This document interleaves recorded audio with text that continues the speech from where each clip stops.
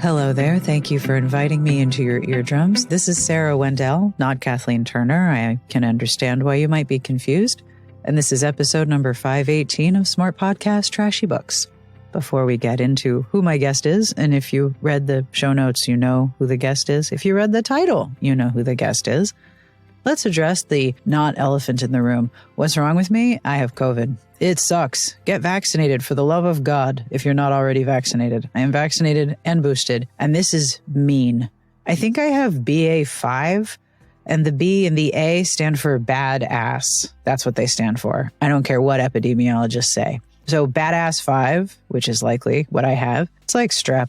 It sucks. So I'm super slow and quiet, but you get to listen to me talk to you like I'm Kathleen Turner. Hello. Today, my guest is Sonali Dev, and she has really big news. Her upcoming book, The Vibrant Years, is one of the debut titles of Mindy Kaling's new imprint, Mindy's Book Studio. So we are going to just squee a lot and celebrate it.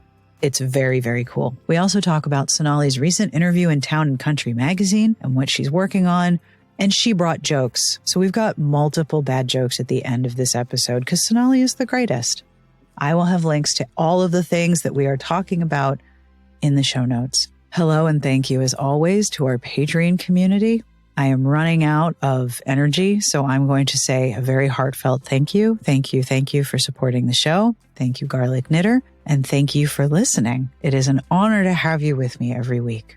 This episode is brought to you in part by Caraway Home, a new sponsor. I'm so excited. We definitely needed new cookware. Our pots and pans are probably 25 years old. The nonstick was starting to not be so nonstick. So we were so excited to discover Caraway Home. We ordered the entire cookware set in navy, and they are gorgeous. There's a fry pan, a saute pan, a saucepan, and a Dutch oven with lids, and they come with storage. Seriously, it's like they know me. All sets come equipped with easy access storage solutions, so there's no stacking required. There's these little magnetic slots, and each pan goes in its little house. I mean, I like things that look nice, and I like things that are organized, but how does Caraway cook? We cook almost every night, and we put our cookware through a lot. So far, Caraway has performed fantastic since the box arrived, and every part of the box was recyclable. I have fried homemade sesame chicken, I have made chicken soup in the Dutch oven, and I made a very sticky sauce, and everything turned out perfectly. Caraway heats up evenly, holding a low simmer was no problem, and cleanup was incredibly simple. Over 25,000 people have raved about their Caraway kitchen, and you can try it for yourself. Visit carawayhome.com/Sarah to take advantage of this limited time offer for 10% off your next purchase. This deal is exclusive to my listeners. So visit carawayhome.com/Sarah or use code Sarah, SARAH, at checkout. Caraway, non-toxic cookware made modern. This podcast is brought to you by Ritual, a vegan-friendly multivitamin delivered to your door. Ritual is formulated with high-quality ingredients in bioavailable forms that your body can actually use. Ritual contains everything my body needs, like vitamin D and omega-3 DHA, all in one place. I like Ritual because they never make me feel nauseated. And I like knowing what I'm putting in my body and why, especially because the packaging tells me literally everything.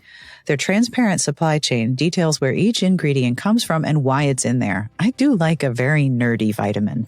You won't find sugars, GMOs, major allergens, synthetic fillers, or artificial colorants. You will find a fresh taste that doesn't give you indigestion and makes taking a vitamin supplement a very easy habit to build. Refills are delivered every month and you can cancel or pause at any time. These are supplements you can trust taking. Ritual is offering my listeners 10% off your first 3 months when you visit ritual.com/Sarah to start your ritual today. This episode is brought to you in part by Thrive Cosmetics. I have been replacing all my makeup, as I mentioned, and Thrive Cosmetics has been helping me rebuild a makeup collection that is fantastic quality and really fun to use. I love the Liquid Lash Extensions mascara. You've heard me mention this. There are no clumps, it doesn't flake, and it's their best-selling product for good reason with over 15,000 five-star reviews. But I love the Liquid Balm Lip Treatment. I have been using it nonstop because, as you might be aware, I have the COVID, and it makes my lips dry. But the lip balm treatment is wonderful and it stays on. It's not sticky and it just makes so much of a difference. I love this stuff. I've recommended it to other people. The liquid balm lip treatment is terrific. I carry it around with me like I do my phone. Thrive Cosmetics also donates to help women thrive. Their Bigger Than Beauty program has donated products and funds to over 200 nonprofit giving partners, including Refuge for Women and Next Door Solutions to Domestic Violence. Now is a great time to try Thrive Cosmetics for yourself. Right now, you can get 15% off your first order when you visit thrivecosmetics.com/SPTB. That's Thrive Cosmetics, CAUSEMETICS.com/SPTB for 15% off your first order. Are you ready to listen to this podcast? Be prepared. My voice is going to sound a little different in a few seconds. On with the interview with me and Sonali Dev. Hi, everyone. This is Sonali Dev, and I write books. Well, I write books about family and about not fitting in your own skin and finding a way to love yourself and finding love along the way. And my most recent releases have been a series of 4 books, The Rajes, which are homages to my 4 favorite Jane Austen novels. And the latest was The Emma Project, which, surprise, surprise, is an homage to Jane Austen's Emma. Never would have guessed. Utterly shocking. It truly is. All right. First and foremost, right at the top, holy crap. Congratulations on being picked for Mindy's book studio. Please tell me everything. Oh my gosh. I read the press release and said out loud at my desk, holy shit, that's amazing. And texted people there was, I can only imagine you had to put your head between your knees. Yes. And that it just about describes it. I mean, my, holy shit, I must have said, holy shit. And, other words that I don't want to say here over and over again. I did need my agent to speak for me at that meeting for a bit because, as she said, I think Sonali is incapacitated, and I was. As you can imagine, it is, I keep saying a dream come true, and that almost sounds trite because there are no words. The only way I can explain it is if you had asked me exactly what I wanted at this point in my career, the one thing I really needed, the absolute best thing I could imagine happening to me and my books right now would be this. And so it is absolutely exactly what I needed in this moment. It's exactly what I asked the universe for. And here it is. So there's really, really no other way to explain it. It's perfect. I feel like Mindy has done things in the past 2 decades. I mean, when you think about when Office came out, it has been a really long time that she's been working to make this space, to tell these stories, to kind of literally bamboozle her way into a place where there was no space for us. And so what she's done is amazing. And so she has always been, not just, what she's done for diverse creators is one thing, but I think just as a writer, the respect I have, the way that she is able to bring together humor and emotion and just connection and disconnection and this complete quirkiness that, her humor, I think, is like the humor I have inside me. It's there's just something about her writing speaks to me. If you've watched everything right from, the complete, I don't want to say the word madness, but the complete definition of quirk that The Office was, to The Sex Life of College Girls on Hulu, it's perfection. Just the laughing and the crying being brought together. If you could ask me, what do I want to write? It would be that. And so to have someone I respect that much, just simply as a writer, and that has done so much, to have her pick it up, it's just a whole different level of smugness that I feel and joy and pride. You should. I mean, this is like the greatest book unboxing moment ever, right? Yes. Oh my gosh. Like you open the box and Mindy Kaling's in there. Yeah, she literally did just like jump right out of that box at me. And the number of weird connections are just strange. I've had her on my vision board for I don't know how long. And I had forgotten about that. It's just exciting beyond words. And when The Office was out, my young nephews, who were then, teenagers, used to call me Kelly Mommy. This is the weirdest story, which means Auntie Kelly, because of Kelly in The Office. I don't know if it was a compliment. Naturally, it was not a compliment, but just these weird connections going back. As you know, it is not easy to break out. Writing the kind of stories I write, it has been like starting from scratch and standing on the shoulders of a few people who have been pushing and pushing and pushing at that point and kind of reaping the benefits of all the work they did and then having to do all this work to push myself. It's not been easy to find overwhelmingly large readership, which you need to last in this business. Yeah. There have been moments when my agent has said, my gosh, it almost feels at this point to break out, you are either going to need a celebrity or, a teenage book talker with 1 million followers. Yeah. To kind of really break out of this thing, which you feel trapped in simply because of the way that the industry has been structured for so long. Yeah. And so I was begging the universe. I'll just admit it. I was begging the universe for this and I got it. How long have you been keeping this a secret? How long have you known about this? See, there's someone who knows. It's been a while. It's been a few months. Another funny story is that my editor, when she told me about it, this was a Thursday, and she said, can we set up a meeting for Monday? And it's really good news. And I was like, you cannot do this to me. Oh my God. Sonali, that's 3 days. That's 3 days. She's Thursday to No, you'll be like, no, we set this meeting up right now. No. But she said, I really cannot. And I love my editor to death, like love her. And she said, I promise you won't regret it. And which didn't make anything better in that moment. No. Like I'm stressed on your behalf and it's done. Oh my gosh. Yeah, that face you're making right now, that was me. So again, this works out really well. That was the weekend my daughter and I were going to go watch Hassan Minhaj in Champaign, where she goes to school. So I had a really busy, really full weekend, which I was so I kind of said, I have this theory that to get anything done in life, the one thing you have to get control over is your mind. And so this was a great exercise to compartmentalize. And we have to do this in this business so much. Like even right now, I really have to be writing my next book. And this is all very exciting. And I want to binge the entire Mindy project from beginning to end and all that and only talk about this. But you have to compartmentalize, right? That is the one thing. The strength of your mind is the one thing. And so I had to really exercise it that weekend and focus on my daughter and me and have this mother-daughter thing. And of course, Hassan Minhaj makes it really easy because that show was spectacular. And then I kept thinking, what? Who are the voices in South Asian media and entertainment? And this was my best case scenario. I had no idea. My husband was like, you have to know. There's no way you don't know what it is. I'm like, I really don't. I have no idea. This could literally be, oh, look at this beautiful cover. But I was, this was best case scenario.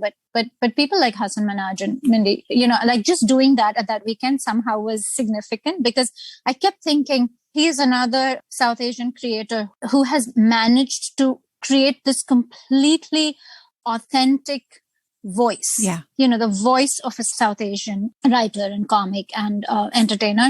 It's something just without giving up too much of that, still staying true to that and staying true to the American identity and like embracing all of that into this one role.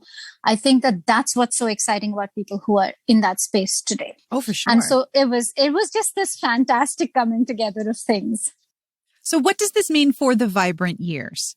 For anyone who hasn't heard both you and me screaming about it, your book is part of Mindy's book studio. What does that mean for your book? How much can you talk about? So at this point, I don't know a whole lot more than what was in that press release. But what it means is that Mindy Kaling and Amazon Studios and Amazon Publishing have this collaboration, which is a new imprint. Yeah. And one of the aims of that imprint is to give voice to diverse voices, but also to go from page to screen.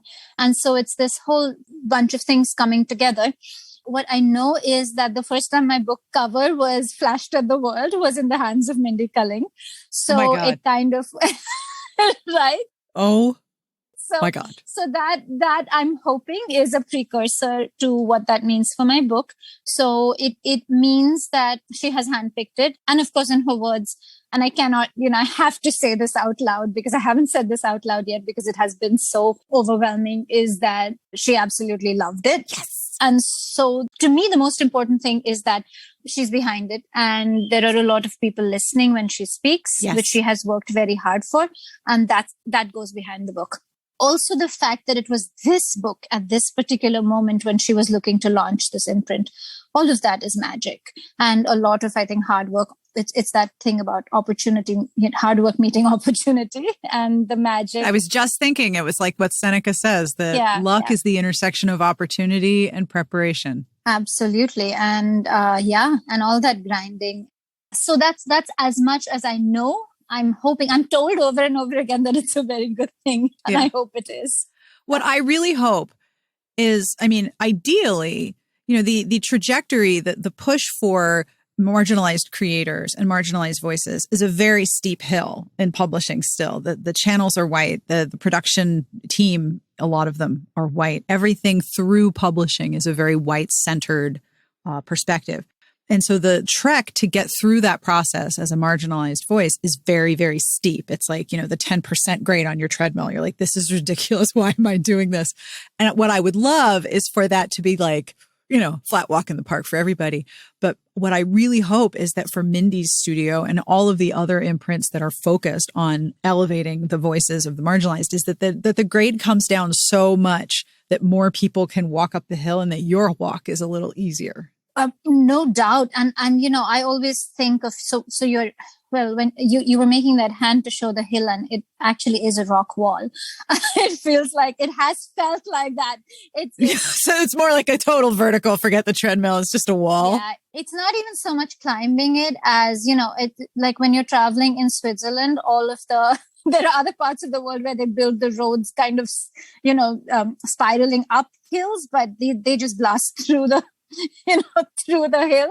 And it feels like that. It feels like you're running full force into the hill. Or I always think of, whenever a new trail is being created, there's no trail. And the more people who walk on it, the more it flattens. And that was the reason that I was saying that, it feels like these are big names today, but 20 plus years of work have gone into that. Like even in romance and in publishing, we are not the first. There are many, many shoulders upon which we stand. Not enough.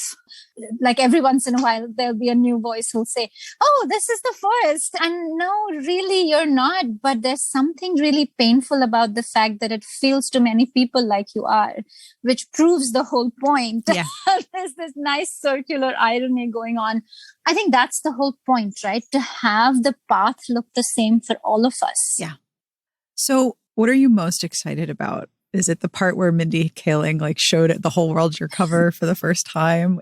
What part are you just the most excited about? What's next? That, of course. But I think for me, this particular story, that's the most beautiful piece of it, is that this particular story, because I've always kind of tried to avoid writing the narrative that's been written before. Yeah. And trying to kind of keep away from any stereotype or any oft-told tale, which also deserves to be told.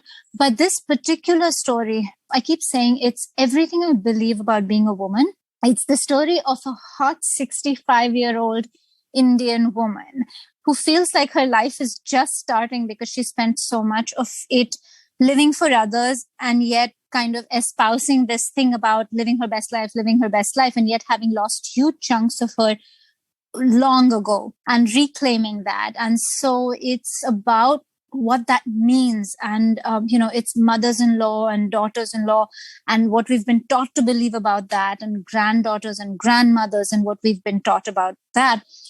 So it's this particular story, which is so much of what I want to say about being a woman in the world today.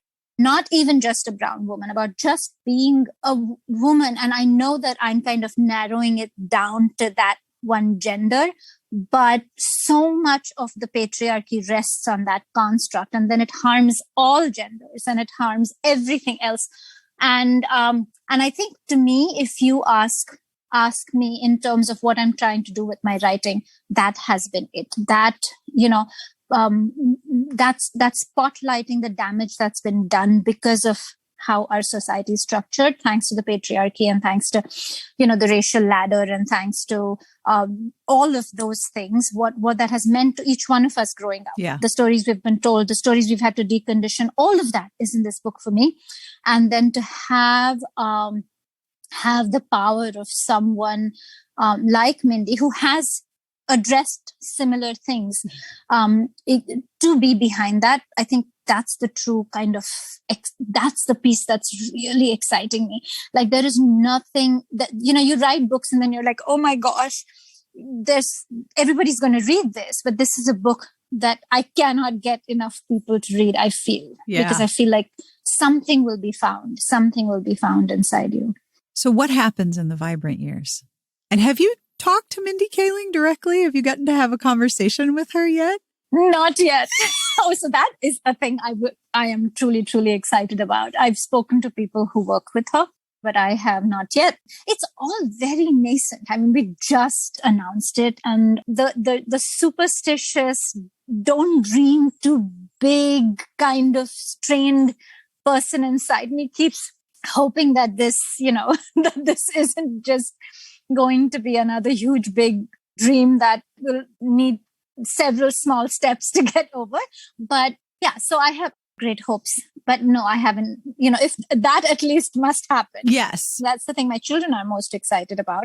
I just having visions of you, like you guys go out to lunch, you do a little shopping, maybe watch some TV together. Yeah, that would be amazing. Yeah, her fashion sense is something, and I will, it's going to be, I love it. I'm like, yes, can you imagine pictures with that? Oh my gosh. With the two of us. I mean, it better be the only thing on your Instagram for like a year, right? I'm trying not to make just that one picture or those two pictures of her. Have you seen this? Have you seen this picture? I want to make sure. You didn't miss this. I just sent it out in my newsletter too, because, not everybody had seen it on my other social media. So. I mean, look, every time I look at Instagram on my phone, it's showing me people I don't follow. So I think this is a good strategy. I think you need to show as many people. Like, have you brought it to the grocery store and just shown that, like, hey, see? I might do that. I do that with the cover of you've seen the cover of my cell phone is my books. Yeah. So I think I might just make Mindy with my book in my hand. I mean, the next one. Why not? Why not? I mean, my children, who cares? But Mindy. I have an idea for you. Go on. Mindy Mendy. Get some henna and illustrate that just all the way up your arm. Mindy Mendy. You could just be like, listen, Mindy, I have a concept for you. Here you go. I'll tell you what I'll do. That will be my swag. I'm going to have a mehendi pattern with Mindy's face on it. And that's going to be swag at the next conference. I love this. Okay. So in case I haven't said it clearly, oh my God, congratulations. I am so excited for you. Thank you so much. It's like, I had no idea there's another space beyond excitement. Yeah. I think that's where I am. Catatonic. Which is, it's catatonic with a whole lot of terror and just a ridiculous, absurd amount of joy. Yeah. Oh my gosh. Okay. So changing the topic just a little bit, there's also something else I wanted to ask you about, which is this amazing interview you gave for Town and Country. Okay. First of all, I love this interview so much. You held nothing back, and it's amazing. I'll link it in the show notes. It is exquisite because it's all about the allure of stories about royalty. And you write about people of very high status, whether it's wealth or nobility or family reputation. Like, that's a pretty standard part of your writing, and it's part of a lot of the stories inside Bollywood. But you went You went off. It was glorious. Can you share the context of how this interview came to be? Because I love it so much, by the way. Like, seriously, I read it and I was like, yes, Sonali, tell them. So I will say that, it was really fun to do that interview, and I was not expecting all of my quotes to go in there, and I was really thrilled because often, I say what's on my mind, and it's stamped down for general consumption, and maybe something I need to be grateful for, or maybe not. But Emily did such a great job, I think, with representing what I was trying to say. A lot of people take the royal family very seriously. I do not. To give you context, India got freedom from British rule in 1947. My mother was born in 1947. So I am one generation just removed from, my grandparents went to adulthood in the British Empire. So when I was growing up, colonization was a shadow that was very, very deep and thick. And present. Right? Yes, and immediate. Yeah. And it was right there. We were under it. We were seeing it in the behavior of people. We were seeing it in the consciousness of how people felt about themselves. And all of that, like the attitudes, this whole put your head down and work, going from there to the confidence and the owning your own country thing. I have watched that journey. I have taken that journey, right? And so any time that I see this almost sycophantic obsession with British royalty, it feels like a personal punch to my gut. Yeah. And there's been a lot of it right now. There's been a lot of collective obsession. Yes. I completely understand the piece of it that's related to Meghan Markle, because of course, what a lovely thing for some people to, for people to get to see who hadn't ever imagined. And I bear no ill will naturally on a personal front to anyone. Mm-hmm. But as an institution, it's astounding to me that so many people give it importance without holding it accountable. Yes. And this kind of has become harder and harder for me to read Regency romance. Yes, absolutely. So a lot of that I have, I understand again the escape. I understand all of that, but I do have to also manage rage when it comes to that. And having said all of that, I'm constantly exploring privilege in my books. Yes, absolutely. Because I was raised with a lot of privilege, and I acknowledge that in terms of growing up in this, in this anglicized yet very progressive bubble in India. I had every advantage, of my time except my gender, growing up. And I absolutely acknowledge all the advantages that gives me, all the blind spots it gives me. And I'm constantly trying to find that. And of course, there is the whole caste system, which adds a whole dimension to it. Yes. Where while I cannot speak on behalf of, those whose experience I don't have, those are all things that I am aware of when I'm writing. And the piece that I can do in my own voice is explore the privilege I've had and all of the ugly history it comes with, but also, what we're taught to think. And I see this here in this, because we live in such a laddered society. Each one of us should be looking at, where am I on this ladder and what does that mean and what do I owe and what do I need to, And so I want to explore that. And I think that the Rajis are very much that, yes. Trying to explore what that means and what can be done with it and how much is yours and how much is accidental and all of that. And so I think that with that interview, coming back to your question, and I love how much diverse royalty we are seeing in romance today. And it is simply this fabulous way in which I think authors today are giving to the new generations a thing they never had, which is a chance to see themselves in that hallowed space, right? Yes. And so for me, it was more about understanding what it means to actually be from there, and the fact that royalty, wherever in the world it is placed, comes with its own ugly history, because it's literally like this whole accident of birth anointing you with something. Yes. And for me, it is really kind of trying to dig into what that means. Yes, absolutely.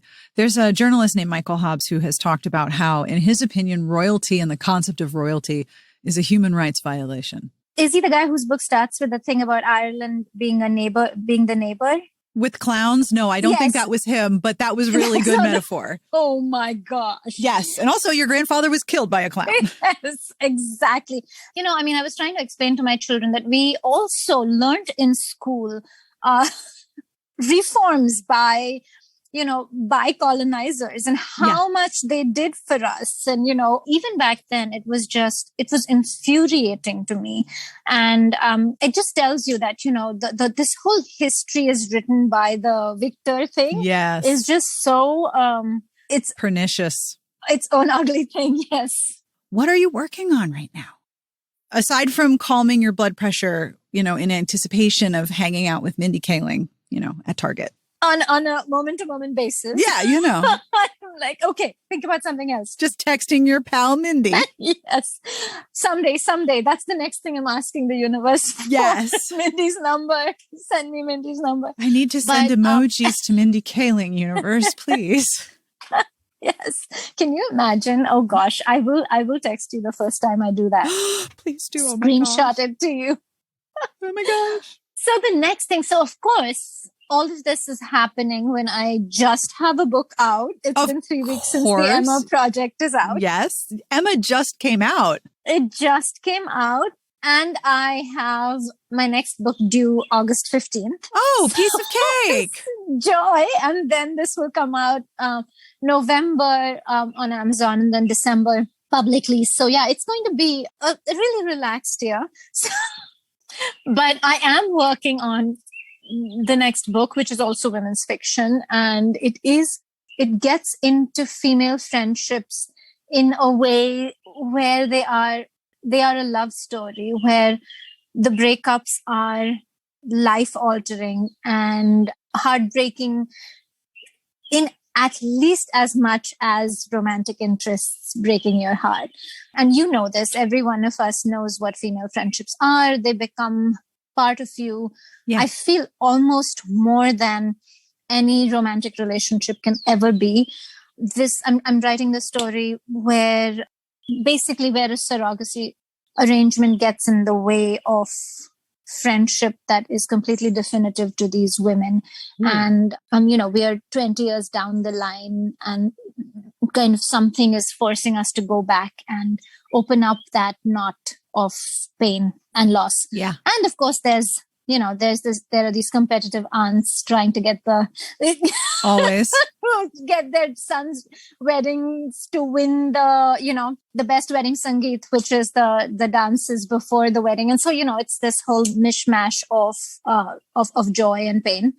But it is, I think I'm really getting into what female friendships and the loss of them can mean. Yeah, which is hard because there's a lot of attention paid to the beginning and the maintenance and the end of romantic relationships. But exactly. I think a lot of people go through the beginning and the maintenance and the end of friendships and feel very alone because there's not a lot of popular culture about it. There's not a lot of common understanding. Like everyone knows, okay, so-and-so just broke up. All right, let's bring them ice cream. Let's go out for drinks. If you lose a friend, there's no prescribed path for that, whether you're in the situation or just witnessing it. Yeah. And it's almost, I feel more painful. Yeah. In that, of course, it doesn't get, the same amount of attention, healing path, and attention, but also in that it is more definitive. It is more, we allow it to become more part of ourselves than we do. There's something about a romantic relationship that keeps it in a certain place, but our boundaries with, connections with friends is a whole different thing. There are no boundaries to that. And there's no pattern to that. And there's just something about the pain of that being wrenched away from you and then not being able to acknowledge it and having no path, no divorce, no breakup, songs and Yeah. And it's almost looked down on. Like if you say to someone, what's wrong? Oh, I'm going through a breakup. I'm going through a divorce. My sister is getting divorced. Like I understand that. I don't have a ready reply for it. Yeah, I'm going through a friend breakup other than, Oh my gosh, I'm so sorry I've been there. It's devastating. But there's, like Yeah. you said, there's no healing path that's already laid out that we kind of know what to do. So what books are you reading that you want to tell people about? Because I have a book rec for you. Oh, yay. You want to go first? You want me to go first? I'll go first. Okay.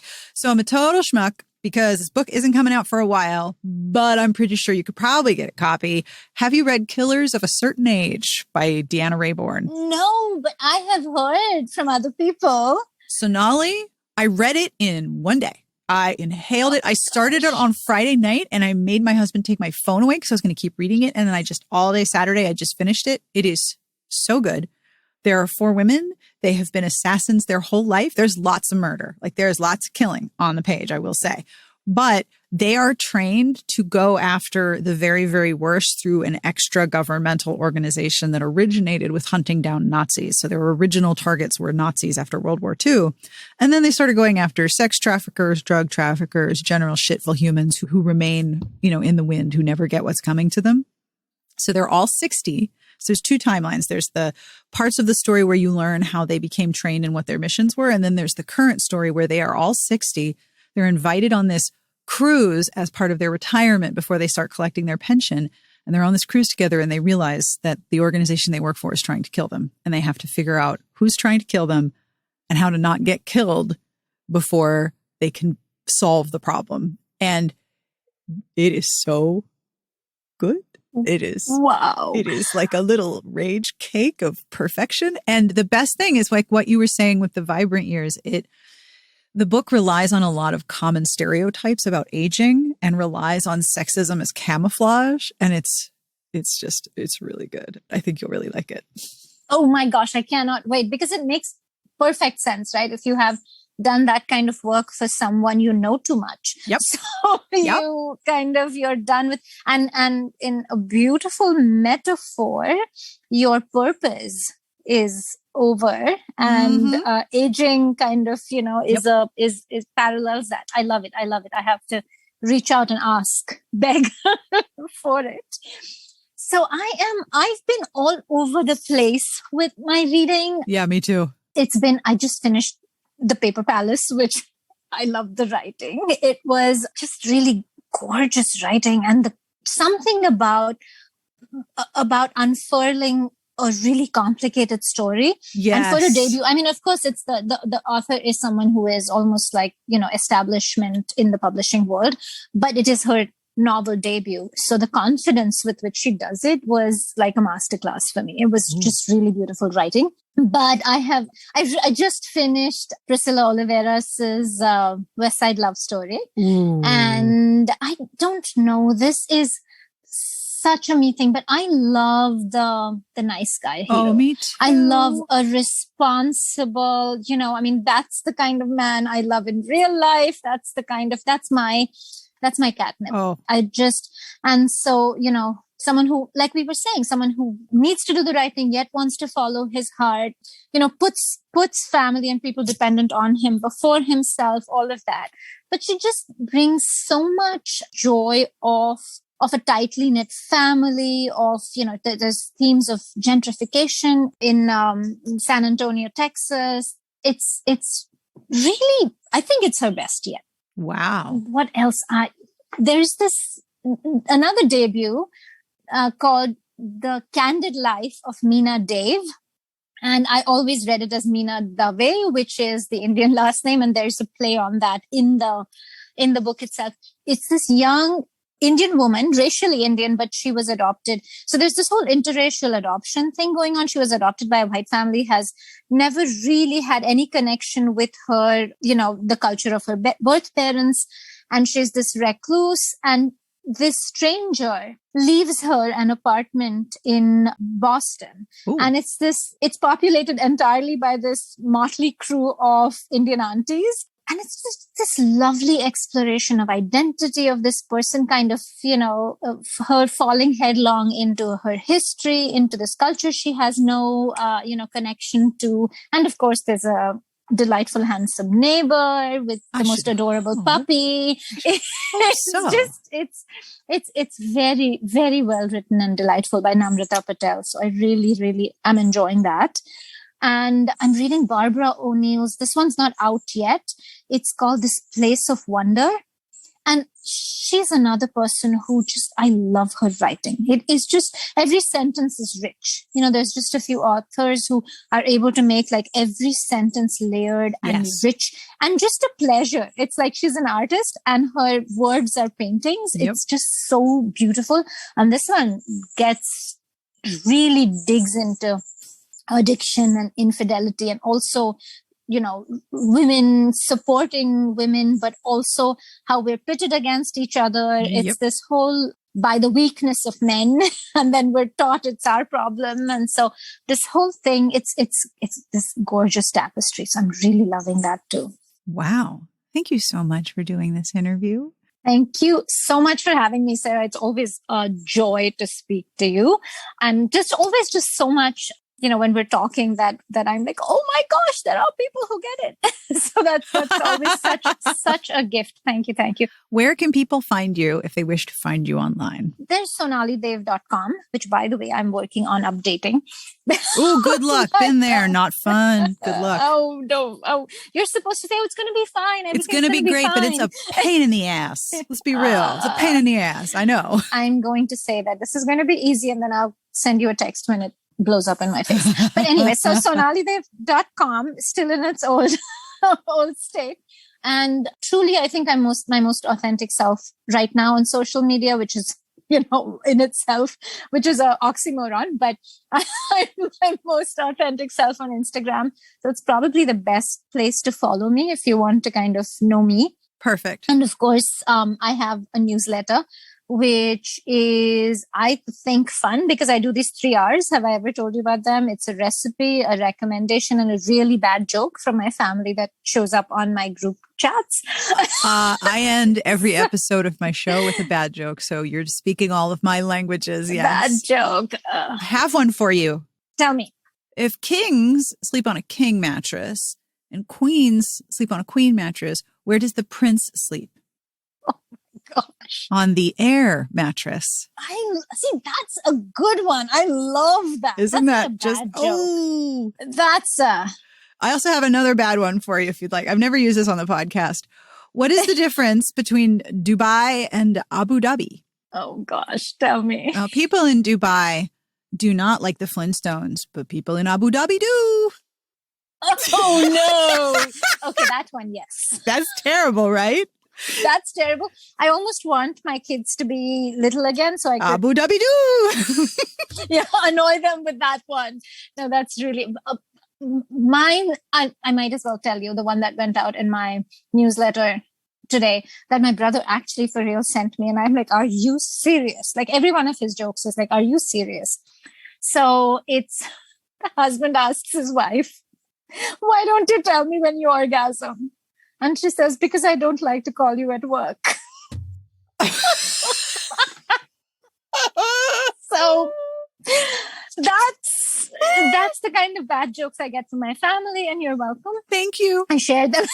Thank you. Everyone who listens to this episode is just going to be on the floor by the end of this. I know. That's so stupid. Like, that is what I say to every one of my brothers. And this one is actually appropriate. His jokes are just incredibly inappropriate. And I'm like, please don't put them on social media and tell people you're my brother. I don't want to deal with that. Do not tell people you are related to me. Do not. Yeah. He used to, like, right in the beginning, he used to actually comment on every one of my posts with like, something like, I changed your diaper. Oh, bro, no. I'm like, you're out here trying to look all wise, and I've changed your diapers or whatever. And, something about stinky poop. And I'm like, okay, we're not doing this. Let's not do this. This is a public thing. This is my job. This is my work. We're not going to do this. So anyway, that's my newsletter. And when you sign up for it, you get this free recipe booklet. And there's always recipes in it because, food and my books. And yes, it's a thing. And it's a whole thing. Yep. It's a thing. Oh, I also have, if you are a reader and a fan and, are very specifically interested in my books, then I have a reader group called Dev Nation. I love it. Which is, So those are the ways to stay in touch. And that brings us to the end of this week's episode. Thank you to Sonali Dev for hanging out with me, and congratulations again. Thank you to Jen Jacobs for editing this episode. Thank you to Garlic Knitter for the transcript, and thank you to Jes Brock for setting up the interview. And thank you for listening and hanging out with me. We have already had several jokes, so I will not force you to listen to the Kathleen Turner version of my voice for much longer. But thank you again for being part of the podcast and for listening each week. Smart Podcast Trashy Books is part of the Frolic Podcast Network. You can find more outstanding podcasts to subscribe to at frolic.media/podcasts. Get vaccinated, wear your mask, and please take care of yourself.